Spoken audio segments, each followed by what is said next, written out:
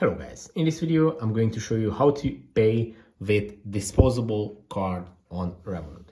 So it's pretty easy to do. I'm going to show you how to do it. Just open up your Revolut account, then go to the home page, which is right here on the bottom left corner of the screen, and move on to the top right corner of the screen where it shows this little card icon.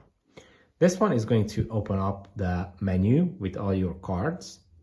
And this is where you should see the disposable card, the first one.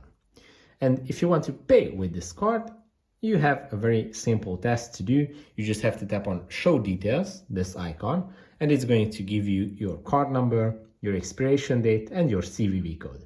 And you can just use those codes online to pay with this card. And after the first payment, this card is going to be removed, destroyed, eliminated. It's not going to be able to be used for a second time. That's the whole point of it. So you should use these cards for websites that you don't really trust. You only want to make one payment.